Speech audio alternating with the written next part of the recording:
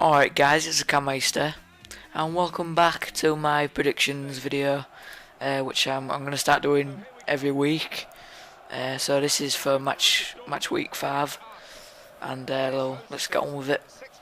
So Swansea play Everton and Swansea lost last week to Aston Villa, which was kind of a shock result. They just didn't look very good, and just Aston Villa outclassed them. They just had nothing, which was, and even Mitchell was just couldn't produce the goods. So Swansea don't look very good. So this takes me on to my prediction. But let's go over to Everton. Everton drew 2-2 with Newcastle. They played quite well, but they were quite unlucky because they had a goal written off. I think it was a goal line decision. I can't remember if it was over the line or not, but it was a close game. It was a good game as well. So I think it'll be 2-1 to Everton. Swansea looked poor last week, and Everton looked really good, looked strong, and I think it'll be 2-1. Chelsea play Stoke this weekend. Chelsea drew with QPR 0-0. They didn't look very good. There was a penalty claim. I think it was Hazard went down. I don't know if it was a penalty or not. But yeah, it was a bit of a boring game, to be honest. The only good thing that happened in that game was that handshake thingamajig, where they didn't shake each other's hand. Stoke drew 1-1. That was a good draw against Man City. Got really naught to say about that. It was a good draw against the champions. So I think, judging on the past games Chelsea have had against Stoke, I can see it being 1-1 for some reason. I don't know why. Stoke are good at grinding top teams down, aren't they? Because the ruthlessness they have, beating the shit out of their opponents. Yeah, I think it'll be 1-1 for some reason. I got that feeling. Southampton play Aston Villa. Southampton got absolutely thrashed by Arsenal. It was 6-1. Didn't look very good at all. They just got outclassed. I think it was because Arsenal were on fire. I can't see them doing very well. And Villa, as I said before, they beat Swansea 2-0, so I can see Southampton getting beat 2-1 by Villa.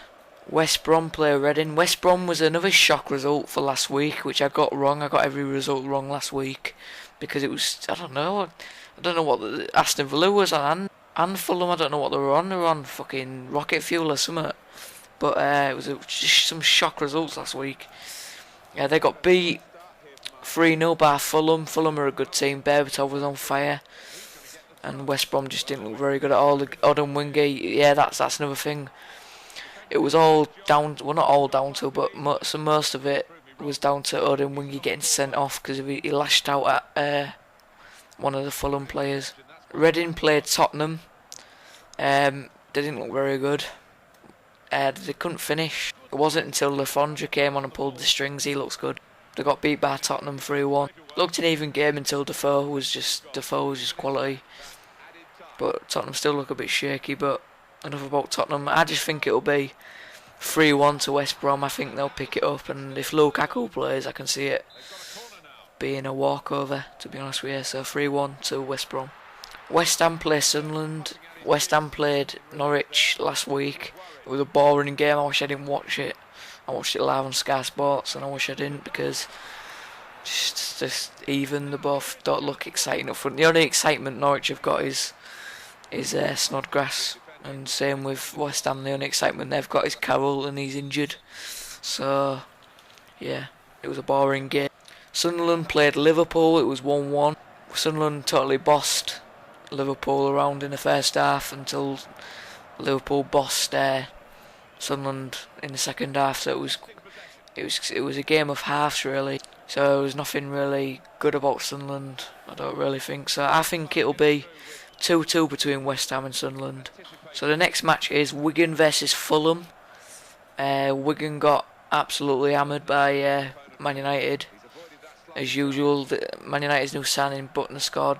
Alabzi had a shocker, made a few mistakes. He's a good keeper overall, but just one of those games. Every keeper has one of those games. Even the top keepers like Pepe Reina and whatnot. But I just don't see anything in Wigan, to be honest with you.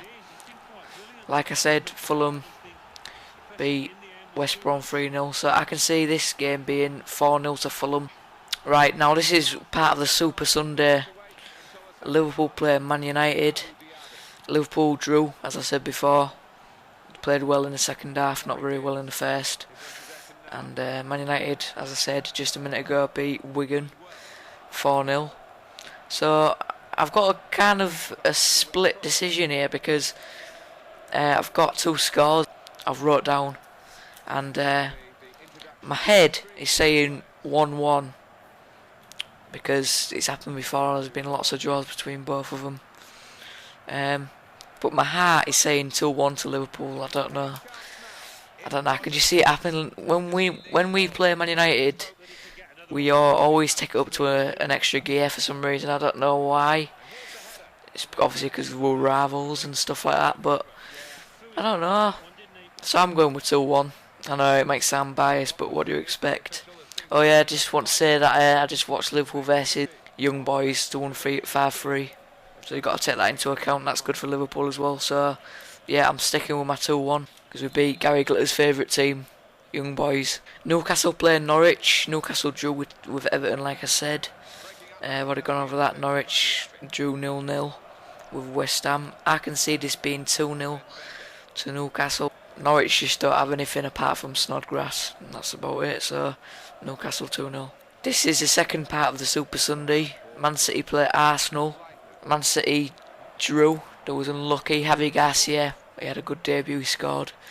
But obviously it's not good to drop points. But like I said, Stoke City are good at grinding teams down. Arsenal absolutely hammered Southampton 6-1. And I can see this being a draw. But Arsenal have a really good record against Man City. They've beaten quite a few times in the past. But I just think it'll be a draw. I don't know. Just can't see any difference between them really. Tottenham play QPR. QPR drew with Chelsea, like I said. Tottenham played Reading and won 3-1. I can see this being 2-1 to Tottenham. They'll just nick a win. I can see it, even though it's a London derby. Anyway, that's it, guys. I've done all my predictions. Hope you've enjoyed the video.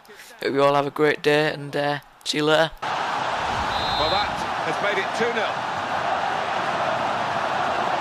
Arteta.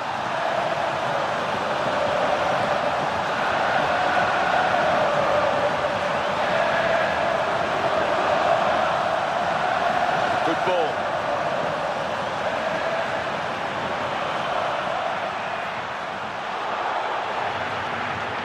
He's gone for goal.